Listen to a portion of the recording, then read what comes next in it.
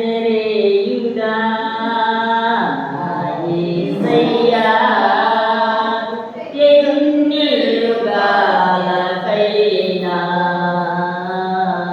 ఆరాధ్య దైవము నీవేనని గలమెత్తి నీతిని సాటెదా. నజరేయుడా నా యేసయ్యా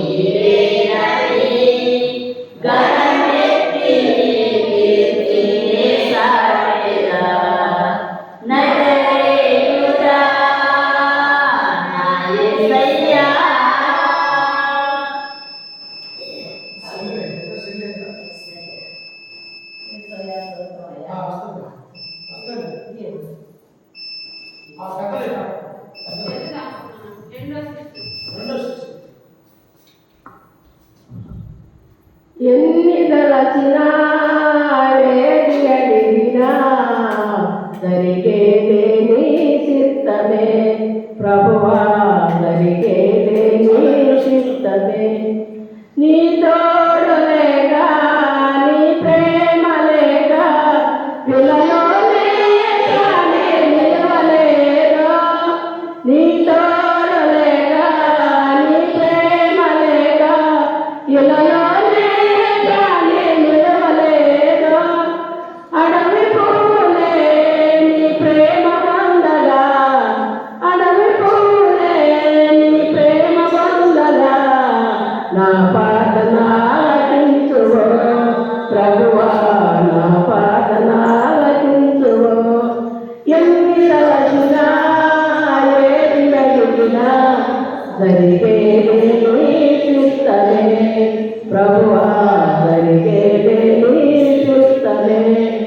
నీ రాకడై వేచి ఉంటిని, నా ప్రార్థన ఆలకించువో ప్రభువా, నా ప్రార్థన ఆలకించువో. ఎన్ని తలచినా ఏది అడిగినా జరిగేదే నీ చిత్తమే ప్రభువా, జరిగేదే నీ చిత్తమే. ఆపదలో నన్ను వెన్నంటేనున్నా నా హృదయము నీ కొరకై పదిల పరచితి. ఆపదలో నన్ను తెలిసి నా హృదయము నీ కొరకై పదిల పరచితి. ఆరిపోయిన నా ఎలుగు దీపము, ఆరిపోయిన నా ఎలుగు దీపము ఎలుగించుము నీ ప్రేమతో ప్రభువా, ఎలుగించుము నీ ప్రేమతో. ఎన్ని తలచినా ఏది అడిగినా జరిగేదే నీ చిత్తమే ప్రభువా, జరిగేదే నీ చిత్తమే.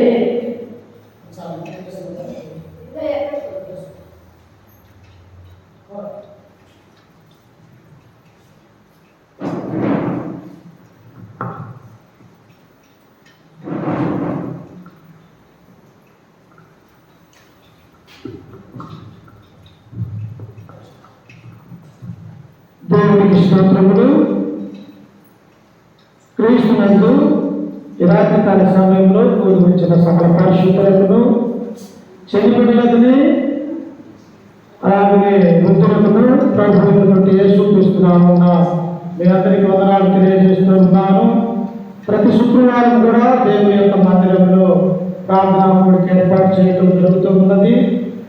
మన యొక్క జీవితంలో ఎల్లప్పుడూ కూడా దేవుని యొక్క సన్నిధిలో ఒక గంట అయినా ఆయన యొక్క సన్నిధానంలో ఉండటం మన యొక్క జీవితాలకి మనకి ఎంతో గొప్ప భాగ్యం అన్నటువంటి విషయాన్ని మనమందరం కూడా ఆలోచన చేయాలి.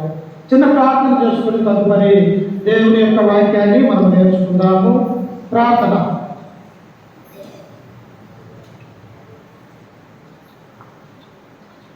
సకలాశ్వరులకు కారణాభూతులైన మా ప్రియ పరలోకపు తండ్రి, నీ ఘనమైన అత్యున్నతమైన నామానికి వందనాలు, స్తుతి స్తోత్రములు తండ్రి. గడిచిన కాలమంతయు గడిచిన దినములన్నీ మమ్మల్ని కాచి కాపాడి మా యొక్క జీవితంలో తండ్రి మనకు శ్రేష్టమైన ఈ రాత్రికాల సమయంలో తండ్రి నీ యొక్క పాద సన్నిధానంలో చేరి ఇప్పటి వరకు తండ్రి ప్రార్థన ద్వారా పాటల ద్వారా నేను మహింపరుచుకుని ఉన్నావు. ఇదిగో తండ్రి పరిశుద్ధ గ్రంథముల నుంచి అయా నీ యొక్క మాటలు తండ్రి అయా బోధించబోతూ ఉంటుండగా నిలవబడినటువంటి నేను నిలుత మాత్రమే తండ్రి.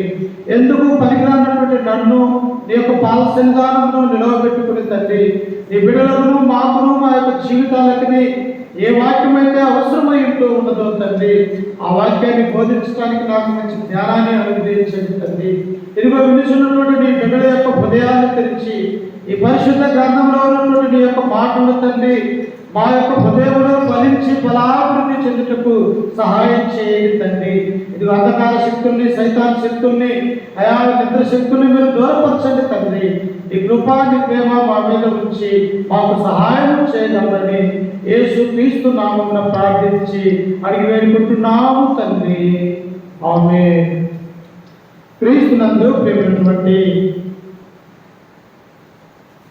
పరిశుద్ధులారా, దేవుడు మన యొక్క జీవితంలో ఉదయకాల సమయం మొదలుకొని ఈ సాయంత్రం ఈ రాత్రికాల సమయంలో కూడా మనల్ని కాచి కాపాడి తన రెక్కల కింద భద్రపరుచుకొని మనందరికీ కూడా క్షేమాన్ని అనుగ్రహించినందుకు మనం ఎల్లప్పుడూ కూడా దేవునికి కృతజ్ఞతలు చెల్లించాలి. ప్రియులారా, గతించిన శుక్రవారము పరిశుద్ధ గ్రంథంలో నుంచి మనం ఏ వాక్యం మనం నేర్చుకుని ఉన్నాము అంటే నపుంసకుడు అన్నటువంటి వ్యక్తి గురించి మనము నేర్చుకుని ఏంటి ఆయన యొక్క గొప్పతనము, ఎక్కడో ఉన్నటువంటి ఆఫ్రికా దేశంలో నుంచి ఇశ్రాయేలు యొక్క దేశం రావటం ఏంటి, ఆయన దేవుడి యొక్క మందిరానికి వచ్చి దేవుడిని ఆరాధించి తన యొక్క రథమెక్కి మరలా దేవుడి యొక్క వాక్యాన్ని చదువుకుంటూ వెళ్ళటం ఏంటి, పిలుపు ఆయనకు దేవుడి యొక్క స్వార్థను ప్రకటించడము, ఆయన మారు మనసు పొంది బాప్తిసం పొంది దేవుడిలో రక్షింపబడ్డట్టు వాడిగా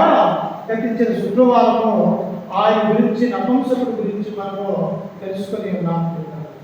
నేటి దినాన ఈ రాత్రికాల సమయంలో అలాంటి వ్యక్తినే ఒక మహోన్నతమైనటువంటి వ్యక్తి అయినా దేవుడి యొక్క గ్రంథము రెండు భాగాలుగా ఉంటే ఒక భాగం వచ్చేసి పాత నిబంధన కాలం అయితే రెండవది వచ్చేసి కొత్త నిబంధన. అలాగే పాత నిబంధనలో ఉన్నటువంటి ఒక ప్రాముఖ్యమైనటువంటి ఘట్టము ఏమిటి అంటే పిల్లగా ధర్మశాస్త్రాన్ని ఆయన ద్వారా దేవుడు అనుగ్రహించినటువంటి వాడిగా ఆ యొక్క వ్యక్తిని మనం చూడబోతూ ఉన్నాం. ఎవరైనా నిర్గమాకాండంలో మనం చదువుకుంటూ ఉన్నప్పుడు ఈయన మోసేగా పిలువబడుతూ ఉన్నాడు. మనందరికీ కూడా తెలుస్తుంది. మోసే ఎలాంటి వాడుట, ఆ యొక్క జనాన్ని గురించి మనం ఆలోచన చేస్తూ ఉన్నప్పుడు, ఆ యొక్క పుట్టుక గురించి మనం ఆలోచన కలిగి ఉన్నప్పుడు చాలా విచిత్రంగా ఉంటూ ఉన్నది మోసే యొక్క జన్మము. ఎందుకంటే ఐగుప్తు దేశంలో ఇశ్రాయేలు ప్రజలు బానిసత్వంలో ఉన్నారు.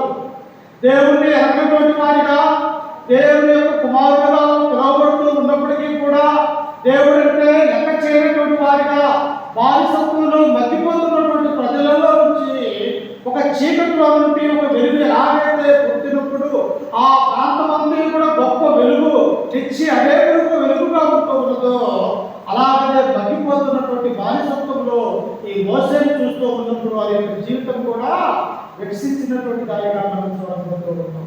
అందుకనే మోసే జన్మము ఆయన యొక్క పుట్టుక ఆలోచించినప్పుడు చాలా వైవిధ్యంగా ప్రత్యేకంగా ఉంటూ ఉన్నది. ప్రియులారా, మోసే పుట్టుక అలాగనే యేసుక్రీస్తు యొక్క పుట్టుక ఈ రెండు కూడా దగ్గర పోలికైన సంబంధాలు ఉంటాయి.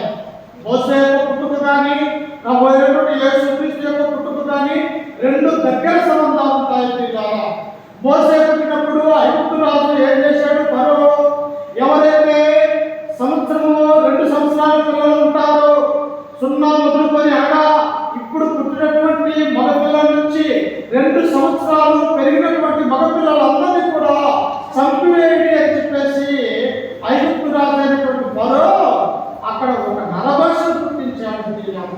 అలాగే ఇక్కడ యేసుక్రీస్తు యొక్క పుట్టుక ఉన్నప్పుడు కూడా క్రీస్తు పుట్టిన తర్వాత ఈ యొక్క యోధయ రాజు అయినటువంటి హేరోదు ఏం చేశాడు? ఈయన కూడా మరి ఒక్కరోజు మొదలుకొని 2 సంవత్సరాలు కలిగినటువంటి మగపిల్లలందరినీ కూడా చంపివేయమని ఈ యొక్క హేరోదు రాజు కూడా ఆజ్ఞాపించినటువంటి వాడిగా మనం చూస్తాం. అందుకని మోసే యొక్క పుట్టుకకు యేసుక్రీస్తు యొక్క పుట్టుకకు దగ్గర సంబంధం ఉన్నట్టుగా మనం ఆలోచన కలుగుతూ ఉన్నాం. అయితే ఈ యొక్క ఐగుప్తు దేశానికి వచ్చినటువంటి ఇశ్రాయేలీయులు వారు ఎలాంటి శ్రమను అనుభవించారు? నీ నా జీవితంలో కూడా అలాంటి శ్రమను మనము అనుభవించామా? శ్రమలలో నుండి బయటకు రావాలంటే ఇశ్రాయేలు ప్రజలు ఏం చేశారు? నేడున్నటువంటి మనం కూడా బాధలలో నుంచి, ఇబ్బందులలో నుంచి, లేకపోతే అనారోగ్యం పెరిగిన దానిలో నుంచి మనం కూడా బయటకు రావాలంటే మనమేం చేయాలా అన్నటువంటి విషయాన్ని రెండు పొందుపరిచి రాత్రికాల సమయంలో మనం ఆలోచన చేద్దాం. చూడండి, నాతో పాటు పరిశుద్ధ గ్రంథంలో నుంచి నిర్గమాకాండము 1వ అధ్యాయము, పరిశుద్ధ గ్రంథంలో నుంచి నిర్గమాకాండము 1వ అధ్యాయము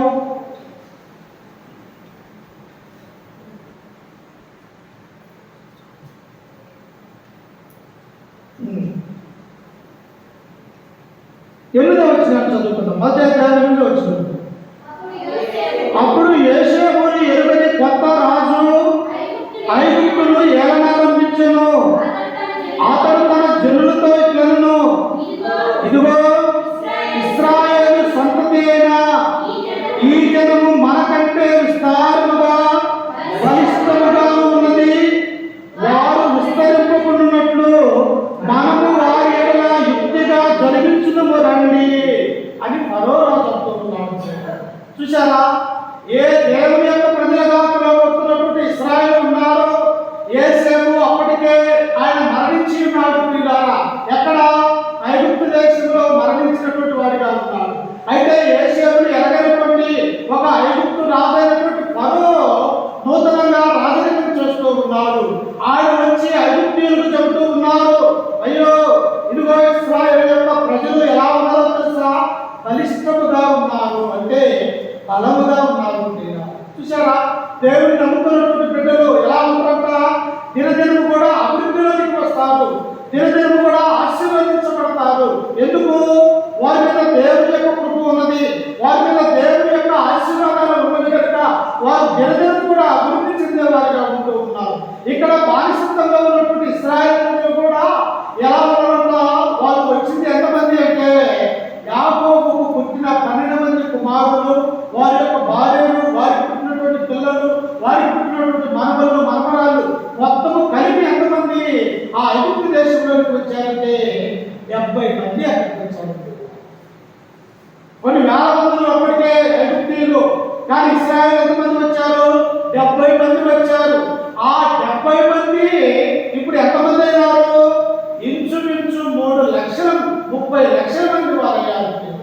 బైబిల్లో 6 లక్షలు రాయబడ్డది, కానీ ఆ 6 లక్షలు ఎంత ఎవరు? 6 బలం అంటే నడిచేవారు, యవనస్తులు మాత్రమే.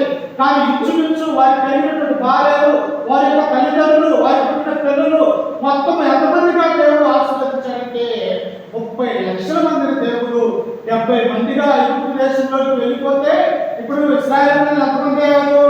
30 లక్షల మంది జనాభా అయ్యారు. అప్పుడు యొక్క ఐగుప్తు రాజు ఆలోచన చేస్తూ ఉన్నారు, ఏమంటుంది కనుక? ఇశ్రాయేలు సంతతి అయిన ఈ జనము మనకంటే విస్తారముగా బలిష్టముగా ఉన్నది. వారు విస్తరింపకున్నట్లు మనము వారి ఎడల యుక్తిగా జరిగించుదము. అంటే యుక్తి చేద్దాం వారి ఎడల.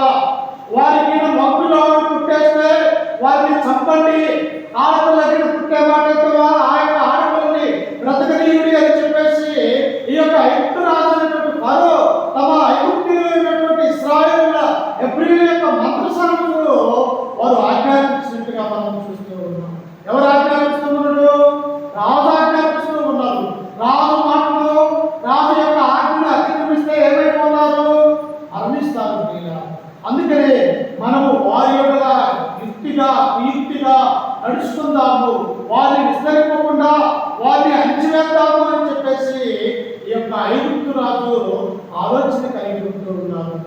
ఈనాడు కూడా చూడండి, క్రైస్తవాన్ని తరగకుండా క్రైస్తవులుగా ఉన్నటువంటి వారిని అనేక విధాలుగా నాశనం చేయాలని, దేవుడి యొక్క మందిరాలకు వెళ్ళకుండా, క్రీస్తును ఒప్పుకోకుండా ఈనాడు కూడా అనేక మంది కూడా మన ఎలా జరిగిస్తున్నారు? ఈక్తిగా జరిగించే వారిగా ఉంటున్నారు. కానీ దేవుడు ఆగుతారమ్మా? అంతకంత కూడా క్రైస్తవులు ఈ ప్రపంచం అంతా కూడా విస్తరింపజేస్తూ ఉన్నట్టుగా మనం చూస్తూ ఉన్నాం. అయితే ఈ కాలంలోనే ఏం చేశాడు చూడండి, 15వ వచనంలో, మరియు ఐగుప్తు రాజు సిప్రా పూయా హెబ్రీయుల మంత్రసానులతో మాట్లాడి, మీరు హెబ్రీ స్త్రీలకు మంత్రసాని పని చేయొచ్చు, వారిని కాన్పుపేటల మీద చూచినప్పుడు మగవాడైన ఎడల వారిని చంపుడి, ఆడదైన ఎడల దాన్ని బ్రతకనీయుడని వారితో చెప్పాను. చూసారా, ఈ ఐగుప్తు రాజు ఫరో ఇశ్రాయేలు ఎంత కుయుక్తిగా నడుచుకుంటూ ఉన్నాడు. ఓ హెబ్రీ మంత్రసానులారా, మీరు హెబ్రీ యొక్క స్త్రీలలోకి వెళ్తూ ఉన్నప్పుడు, వారికి కాన్పు చేయడానికి మీరు అక్కడికి వెళ్ళినప్పుడు, వారికి మగపిల్ల వాడుకుంటే మీరు అక్కడే చంపివేయండి, ఆడపిల్ల పుట్టే మాటకే బ్రతకనీయుడి. ఎందుకు? ఆడపిల్లలు మనం ఏం చేయలేరు, మనతో యుద్ధం చేయలేరు, మనల్ని వారు చంపలేరు, వారిని దాసులుగా మనం ఉంచుకుంటాం. అదే మగ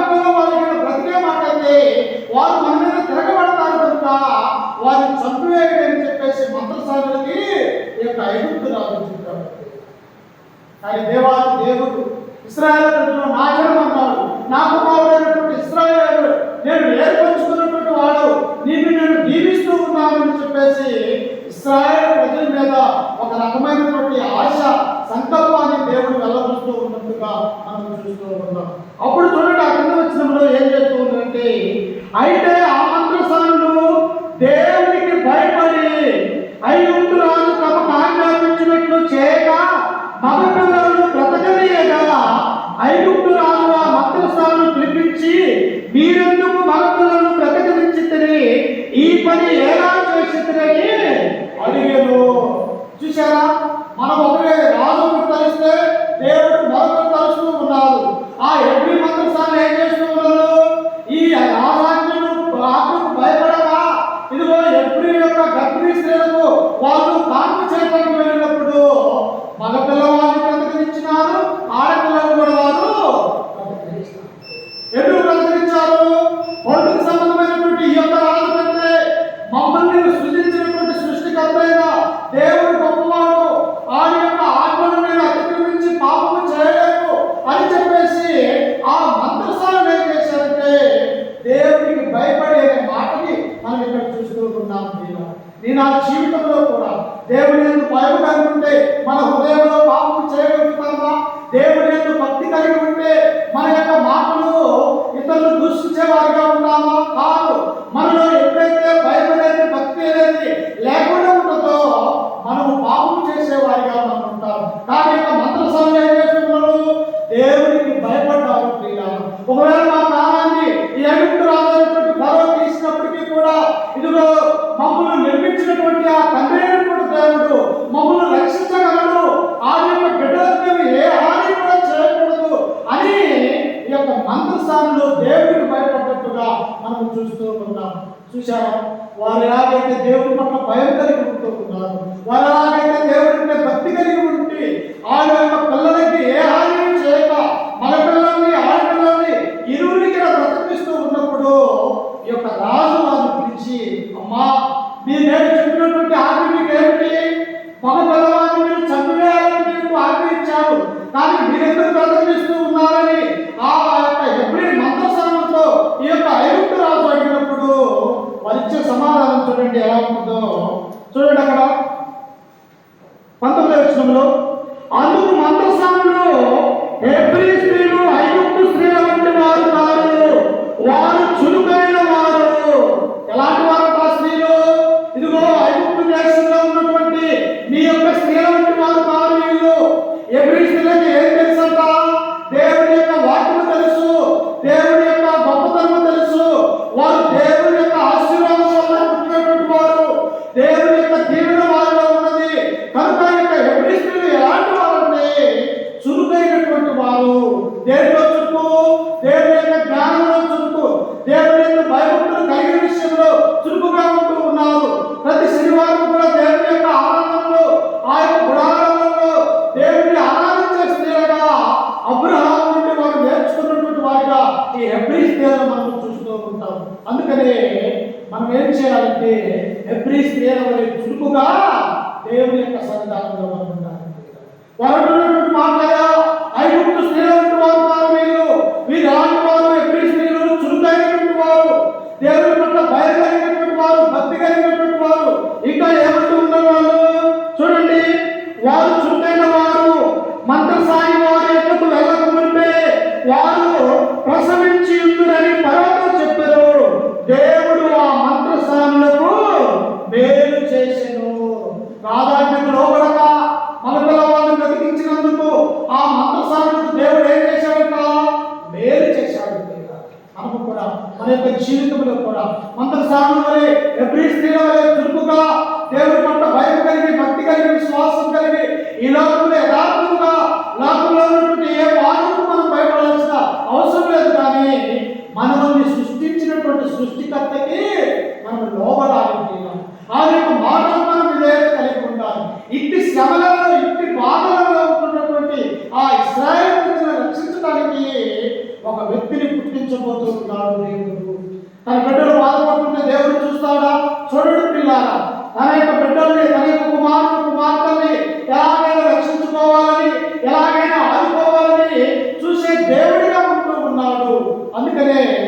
తల్లి మరిచిన దేవుడు అనేవాడు మరొకడు. తల్లి మరిచిన మన యొక్క తండ్రి అయినటువంటి దేవుడు మరొకడు చేయలేదు. తల్లి మరుస్తుందేమో మిమ్మల్ని, కానీ మన యొక్క లోకరక్షకుడైనటువంటి దేవుడు, దేవుని యొక్క కుమారుడైనటువంటి క్రీస్తు, పరిశుద్ధాత్మ దేవుడు మనల్ని మర్చిపోవడం అన్నటువంటి విషయాన్ని మనం ఇక్కడ చూస్తూ ఉంటాం. ఇశ్రాయేలు ప్రజలు ఎక్కడ ఉన్నారట? ఐగుప్తు దేశంలో బానిసత్వంలో మగ్గిపోతూ ఉన్నారు. ఎలా ఉన్నారో చూడండి. అక్కడ మనం చదువుకుంటూ ఉన్నప్పుడు చూడండి, అదే నిర్గమాకాండము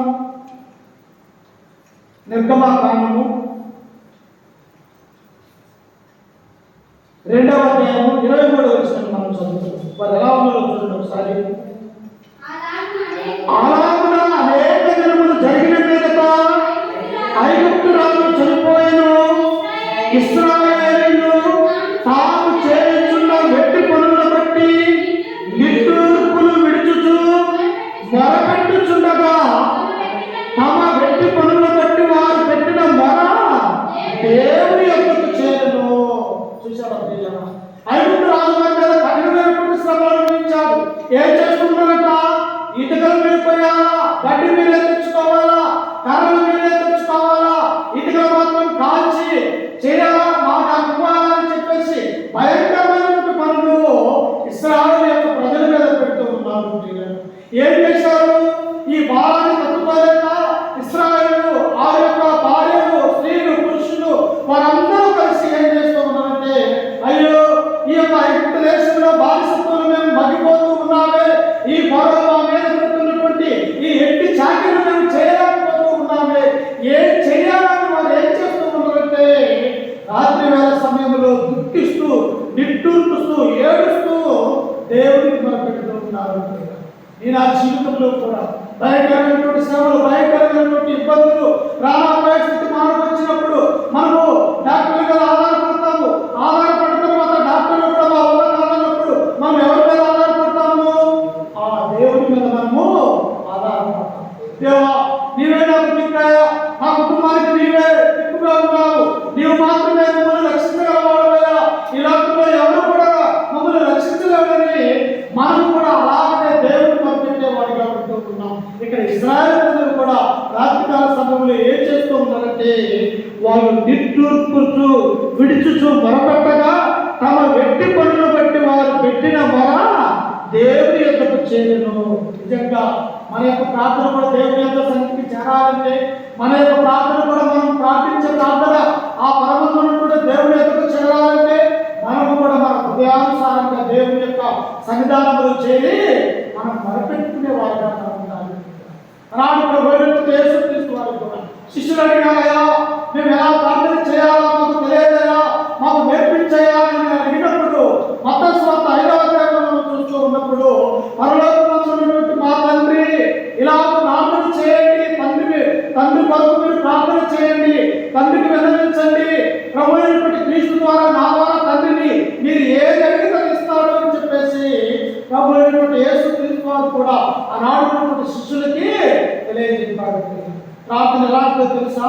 మన యొక్క ప్రార్థన బలమైనది ప్రియులారా.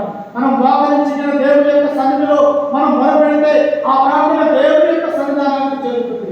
ఇక్కడ ఇశ్రాయేలు కూడా వారు చేస్తున్నటువంటి వెట్టి పనుల మీద వారు నిట్టూర్పులు, దుఃఖిస్తూ, ఏడుస్తూ వారు దేవుడికి మొరపెడుతూ ఉన్నప్పుడు ఎవరి కారణంతో ఆ మొర అంటే దేవుడు మొరపెట్టినాడు. చూడండి, ఆ మొరప్పుడు ఏం చేశాడైనా? కాగా దేవుడు వారి మూలుగులు విని అబ్రహాము, ఇస్సాకు, యాకోబులతో తాను చేసిన నిబంధన జ్ఞాపకము చేసుకునెను. దేవుడు ఇశ్రాయేలును చూసెను, దేవుడు వారి యందు లక్ష్యమిచ్చెను. అప్పుడు లక్ష్యమిచ్చాడా? ఉంచలేదు. ఎందుకు? దేవుని యొక్క మాట కనుక, దేవుని యొక్క మాటను లెక్క చేయక, వారి తండ్రి అయినటువంటి అబ్రహాము వలె కాక, వారి యొక్క తండ్రి కాపలో వచ్చినటువంటి ఇస్సాకు, యాకోబు యొక్క విశ్వాసము వారి మధ్యలో లేక, ఈ ఐగుప్తు దేశంలో ఉన్నటువంటి వారి వలె వీరు కూడా తయారయ్యి దేవుని మధ్యనటువంటి వారిగా మనం చూస్తూ ఉన్నాం. కానీ ఎప్పుడైతే ఐగుప్తు రాజు వారిని కష్టపెడుతూ ఉన్నాడు, ఎప్పుడైతే వారిని అనేకమైనటువంటి శ్రమలలోకి నెట్టివేసి ఉన్నాడో, ఇప్పుడు వారికి ఏమొచ్చిందంట? బుద్ధి కలిగింది. అయ్యో, ఇటు శ్రమలు, ఇటు బాధలు మాకు ఎందుకు వచ్చాయి? మేము దేవుడిని మర్చిపోవటం వల్ల కదా,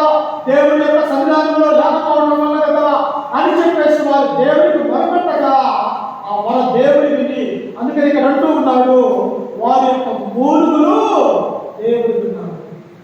ఈయన పురుగులు కొడుతున్నాడు. ఈయన ప్రార్థన దేవుడు ఆలకించాలి అంటే మనం కూడా యథార్థ ఉద్యోగమే దేవా ఇదిగో నాకు ఇది కావాలా, లేకపోతే నాకు ఉద్యోగం కావాలా, చదువులో నేను ఇది చదువుకుంటున్నాను ఇందులో పాస్ కావాలా, లేకపోతే నా తల్లిదండ్రులకు నేను లోబడాలా, లేకపోతే నేను మీకు సువార్త సేవ చేయాలా, నాకు మంచి జ్ఞానాన్ని పోయా, మంచి రాకపోతే కలిగే భక్తిని నాకు గుర్తించలేదు. మనం కూడా మన యొక్క సమస్యలను ఏం చేయాలా? ఆయన సన్నిధిలో మోకరించి మనము ఆ పరమందున్నటువంటి దేవునికి ప్రార్థన చేయాలి. ప్రార్థన చేస్తే ఇశ్రాయేలు యొక్క మొరడు ఎలాగైతే ఆలకించి వాళ్ళు ఇప్పుడు ఏం చేస్తున్నారంట? ఒక గొప్ప నాయకుడిని అక్కడ గుర్తించబోతూ ఉన్నాడు. ఎవరు ఆ యొక్క నాయకుడు అంటే ఆయనే మోసే అన్నటువంటి విషయాన్ని మనం జ్ఞాపకం చేసుకోవాలి. ఇట్టి శ్రమలలో చూడండి, నిర్గమకాండం 2వ అధ్యాయము 10వ వచనాన్ని మనం చదువుకుంటూ ఉన్నప్పుడు వారి కొరకు ఒక రక్షకుడిని గుర్తించబోతూ ఉన్నారు. ఇశ్రాయేలు ప్రజలు దాస్యంలో నుండి విడిపించడానికి ఒక గొప్ప నాయకుడిని దేవుడు గుర్తించబోతూ ఉన్నట్టుగా మనము చూస్తూ ఉన్నాం. చూడండి, ఆయన లేవి వంశస్థుడొకడు వెళ్ళి లేవి కుమార్తెను వివాహం చేసుకునెను. ఆ స్త్రీ గర్భవతి కుమారుని కని వాడు సుందరుడై ఉండుట చూసి 3 నెలలు వాణ్ణి దాచెను. ఎవరట? లేవి వంశస్థుడైనటువంటి మోసే తండ్రిగా పిలువబడుతున్నటువంటి అమ్రాము అనే వ్యక్తి. మోసే తండ్రి పేరు అమ్రాము, మోసే తల్లి పేరు ఎఫ్రాయిముగా పిలువబడుతూ ఉన్నారు. ఈ లేవి వంశస్థుడు లేవి యొక్క కుమార్తెను చేసుకున్నప్పుడు వారికి ఒక కుమారుని దేవుడు అనుగ్రహిస్తూ ఉన్నాడు. ఎవరు? అప్పటికే కుమార్తె పుట్టాడు. ఎవరు వాళ్ళు? ఆరోను, మిరియాము. ఇప్పుడు 3వ వాడు ఇంత శ్రమలలో బానిసత్వంలో మన పిల్లలను చంపే సమయంలో ఆ కాలంలో దేవుడు ఒక విమోచకుడిగా తయారు చేయబోతూ ఉన్నాడు. ఎలాంటి వాడు పుడుతూ ఉన్నాడంట? చూడండి, వాడు సుందరుడైనట్టు చూసి 3 నెలలు వాడిని దాచెను. తర్వాత ఆమె వాడిని దాచలేక వాడి కొరకు ఒక జమ్ము పెట్టెను తీసుకొని దానికి జిగట మందును కీలును పూసి అందులో ఆ పిల్లవాడిని పెట్టి ఏటి ఎట్టున నాచులో దాన్ని ఉంచగా వాడికి ఏమి సంభవించునో తెలుసుకున్నట్టుకు వాడి అక్క దూరముగా నిలిచి కష్టకాల సమయంలో కాపాడుతున్నది ఎవరు? ఏటైపోతున్నటువంటి స్త్రీ. మరో ఏం చేశాడు? మగపిల్లవాడు పుట్టే మీరు చంపేయండి, ఆడపిల్ల పుట్టే మీరు బ్రతకనీయుడి యొక్క ఆజ్ఞ ఆ యొక్క ఇశ్రాయేలు అంతట్లో కూడా ద్రోహి ఉన్నది కనుక ఇప్పుడు యొక్క యోగ్యమైనటువంటి స్త్రీ తన గర్భాన ఒక మగపిల్లవాడు దేవుడు దీవిస్తాడు. ఎక్కడేరు రాజానికి భయపడలా. ఇదిగో నాకు పుట్టినటువంటి యొక్క కుమారుడు దేవుడు ఇచ్చినటువంటి స్వాస్థము, దేవుడు ఇచ్చినటువంటి యొక్క బహుమానము. తన తల్లి ఏం చేస్తుంది? తన కళ ఉండే కుమారుడు కానీ కుమార్తె కానీ చెప్పుకోలేదు కనుక 3 నెలలు తన తల్లి ఒడిలోనే ఆ యొక్క మోసేను దాచినట్టుగా మనం చూస్తూ ఉన్నాం. ఒక ఐగుప్తీయులు చూస్తూ ఉన్నారు, ఎక్కడైనా మగపిల్లలు ఉన్నారా ఉండేవాటిని చెబుతూ ఉన్నారు. కానీ ఈ తల్లి ఐగుప్తురాజు అయినటువంటి ఫరో యొక్క ఆజ్ఞలను త్రోసివేసి నా దేవుడికి నేను భయపడాలని చెప్పేసి ఆ కుమారుడిని 3 నెలలు దాచింది.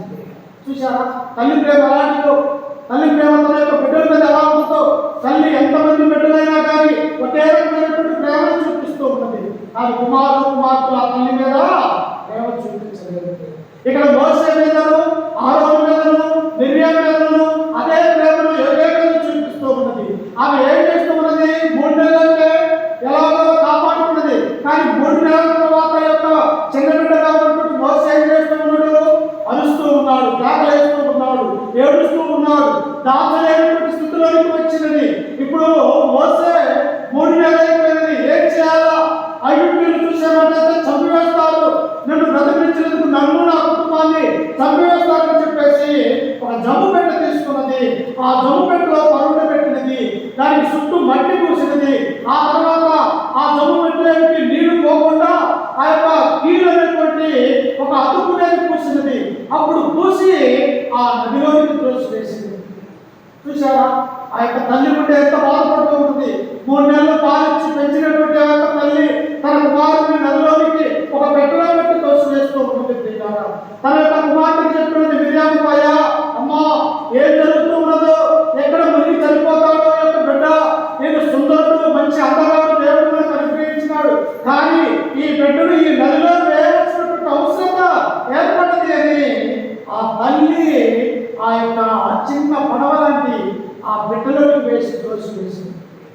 ఆ మనసు ఎంత కుంగిపోయేది తల్లి. 3 నెలలు తన యొక్క గర్భాన్ని పుట్టినటువంటి కుమారుడు ఆ నదిలోకి తోసివేస్తే నదిలో ముసలు ఉండొచ్చు, పెద్ద పెద్ద తిమింగళాలు ఉండొచ్చు, అనేక రకాలైనటువంటి చెడు పురుగులు, పాములు అక్కడ ఉండొచ్చు. లేకపోతే ఆ నీళ్లు ఆ పెట్టిలోకి వెళ్ళేవాటైతే ఆ నీళ్లు తాగి అక్కడ చనిపోవడానికి అవకాశం ఉంటుంది. కానీ వీటన్నిటినీ చూడాలని చెప్పేసి తన యొక్క కుమార్తె మిరియాముకు అక్కడ చూసి ఏం జరుగుతుందో చూడండి. ఆ కుమార్తె చూడండి అక్కడ ఏం జరుగుతూ ఉన్నదంటే 5వ వచనంలో చూడండి. ఫరో కుమార్తె స్నానం చేయటకు ఏటికి వచ్చెను. ఆమె పనిగట్టులు ఏటి ఒడ్డున నడుస్తుండగా ఆమె మాంసులోని ఆ పెట్టెను చూసి తన పనిగట్టెనొకతను పంపి దాన్ని తెప్పించి తెరిచి ఆ పిల్లవాడిని చూసినప్పుడు ఆ పిల్లవాడు ఏడ్చుచుండగా చూచి వాని యందు కనికరించి, ఆ పదం అర్థం ఎవరు వచ్చారో ఏడుగుంటికి స్నానం చేయడానికి ఫరో యొక్క కుమార్తె అక్కడికి వచ్చినది. ఫరో కుమార్తె అయినటువంటి ఒకగానొక కుమార్తె తన చైతన్యతో ఆ ఏటి దగ్గరికి వచ్చి ఏటి స్నానం ప్రతిరోజు కూడా చేసి వెళ్ళేది. అయితే ఈ పెట్టె ఉన్న సంగతి ఎవరు చూసినంత? ఆ ఫరో యొక్క కుమార్తె, అందులో ఉన్నటువంటి పనికి చెలికత్తెలు ఆ పెట్టెను చూసి వెంటనే ఈ యొక్క ఫరో కుమార్తె అయినటువంటి రాణి, ఇదిగో ఆ నాచులో ఉన్నటువంటి పెట్టె ఏమిటి, నా దగ్గరికి తీసుకొని రండి అని చెప్పేసి ఆ పెట్టెను తీసుకొని వచ్చినప్పుడు ఆ పెట్టె మూత ఎప్పుడైతే తీశారో ప్రియారా, సుందరుడైనటువంటి మోసే ఆ శిశువు అక్కడ ఏడుస్తూ ఉన్నాడు. ఎందుకు? ఆ పెట్టెలో గారాటగా ఆడదు. ఆ పెట్టెలో ఉండి ఏడుస్తూ ఉన్నప్పుడు ఈ యొక్క మరొక మాత్రమైనటువంటి యొక్క రాణి ఆ పిల్లవాడిని చూసినప్పుడు ఆ పిల్లవాడిని ఎందుకు కనికరపడ్డాడు. చూశారా? దేవుడు ఎవరిని పోషించాలా? అతను రక్షించాలని, ఇశ్రాయేలుకి మోచకుడిగా తయారు చేయాలని, ఇదిగో ఏ ఫరో అయితే చంపాలని చూస్తూ ఉన్నాడో ఆ ఫరో ఇంటిలోనే నా కుమారుడు కలగాలని ఆ ఫరో యొక్క కుమార్తె అయినటువంటి రాణికి ఆ యొక్క మోస కనిపించేటట్టు దేవుడు చేశాడు. అందుకని ఇక్కడ ఏమని రాకపోతే ఆ ఫరో కుమార్తె అయినటువంటి యొక్క రాణి పెట్ట తీసినప్పుడు ఆ బాలుడు ఏడుస్తూ ఉన్నప్పుడు ఆ బాలుడి మీద కనికరపడ్డారు. అందుకని యేసుక్రీస్తు వారు అంటారు, కనికరపడేవారు ధన్యులు, పరలోక రాజ్యము వారు. ఈ యొక్క మరో యొక్క కుమార్తె మోసే బాలుడిగా ఉన్నప్పుడు కనికరపడాలి. అప్పుడు ఏం చేసినది చూడండి. కింద వచ్చిన మనం చదువుకుంటే చూడండి, తెరిచి ఆ పిల్లవాడిని చూసినప్పుడు ఆ పిల్లవాడు ఏడ్చుతుండగా చూసి వారి యందు కనికరించి వీడు హెబ్రీయుల పిల్లలలో మగడను. అప్పుడు వారి యొక్క ఫరో కుమార్తెను చూసి నీ కొరకు ఈ పిల్లవాడిని పెంచుటకు నేను వెళ్ళి హెబ్రీ స్త్రీలలో ఒక దానిని పిలుచుకొని వస్తున్నానను. అందుకు ఫరో కుమార్తె వెళ్ళమని చెప్పగా ఆ చిన్నది వెళ్ళి ఆ బిడ్డ తల్లిని పిలుచుకొని వచ్చెను. ఆ వెంటనే అర్థమైపోయిందా? ఎప్పుడైతే ఆ చైతన్య యొక్క బిడ్డను తీసుకుని ఉన్నారో, ఆ యొక్క బిడ్డ ఎప్పుడైతే ఏడుస్తూ ఉన్నారో ఆ బిడ్డను చూసిన బిడ్డ ఏమో కూడా స్త్రీ కదా, ఏమో కూడా స్త్రీగా ఉన్నది కనుక ఆ బిడ్డను చూసినప్పుడు ఆ యొక్క తల్లి హృదయము కనికరింపబడ్డది. వెంటనే అక్కడ ఉన్నటువంటి ఆ యొక్క మోసైనటువంటి మిరియాము ఆ రాణి దగ్గరికి వెళ్ళి, అమ్మా ఈ సుందరుడైనటువంటి యొక్క కుమారుడిని నీ కుమారుడుగా పెంచమంటావా? ఇతను హెబ్రీయుల వల్ల ఒక కుమారుడుగా ఉన్నాడు కనుక నీ కొరకు పెంచమన్నాడు అన్నప్పుడు వెంటనే ఆ యొక్క రాణి ఏమంటే వెళ్ళి ఇతనికి పాలించుటకు హెబ్రీ స్త్రీలలో ఒక దానిని ఇక్కడికి నా దగ్గరకు తీసుకొని నా కొరకు పెంచు అని చెప్పేసి ఆ మోసే ఆ యొక్క తల్లినే తన అక్క అయినటువంటి మిరియాము మరలా తన తల్లిని ఇదిగో నీ దారిగా నీ కొరకు ఈ యొక్క పెంచుతుంది అని చెప్పేసి మోసేని తిరిగి తన తల్లికి ఆ బిడ్డను అర్పించాడు. చూశారా? దేవుడు తలుచుకుంటే దేవుడి యొక్క సంకల్పంలో నీ నా జీవితంలో కూడా ఎన్నో అద్భుతాలు ఎన్నో సూచనలు చేయగల సమర్థుడు. ఎందుకో తెలుసా? మోసే యొక్క తల్లి, మోసే యొక్క తండ్రి దేవుడి విశ్వాసం కలిగినటువంటి వారు, దేవుడంటే భయభక్తులు కలిగినటువంటి వారు కనుక ఆ బిడ్డ చనిపోకుండా తిరిగి ఫరో యొక్క కుమారుడుగా తన యొక్క యోగ్యమైన ఇంట్లోనే పెరుగుతూ ఉన్నట్టుగా మనం చూస్తూ ఉన్నాం. అందుకని ఇశ్రాయేలు రక్షించడానికి దేవుడు ఒక రక్షకుడైన మోసేను పుట్టిస్తూ ఉన్నట్టుగా మనం చూస్తూ ఉన్నాం. ఈనాడు నీ నా పాపములు పోవడానికి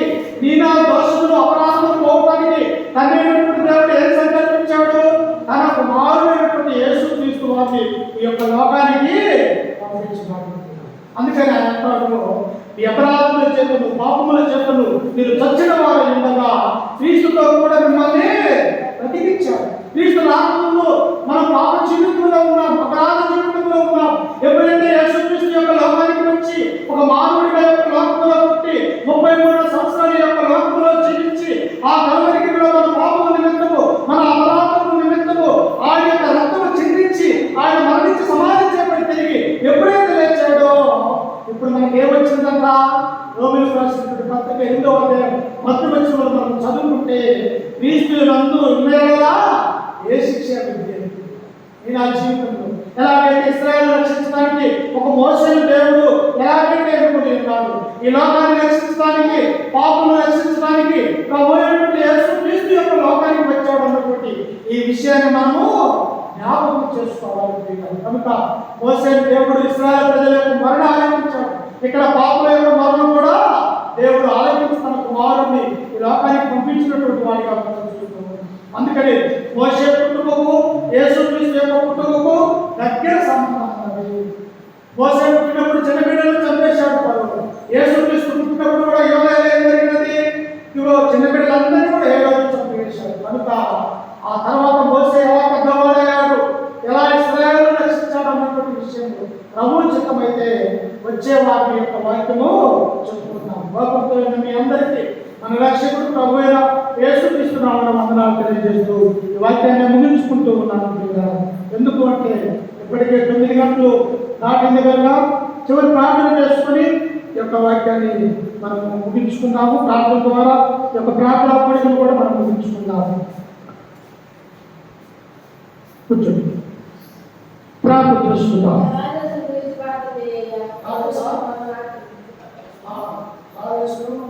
నాటకాల గురించి, శాసన ఆటల గురించి, అందరి గురించి చెప్పండి.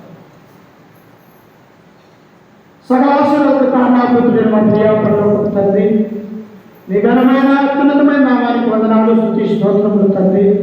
గడిచిన కాలం అంతయో, గడిచిన దినములన్నయో మమ్మల్ని కాల్చి కాపాడి మా యొక్క జీవితంలో తండ్రి మరొక శ్రేష్టమైనటువంటి యొక్క అయా తండ్రి మంచి శుక్రవారం రోజున తండ్రి ఈ యొక్క పాద సన్నిధానంలో చేరి అయా ఇప్పటి వరకు తండ్రి ఈ యొక్క వాక్యాన్ని ఒకరొకరు బోధించుకుని ఉన్నాము తండ్రి.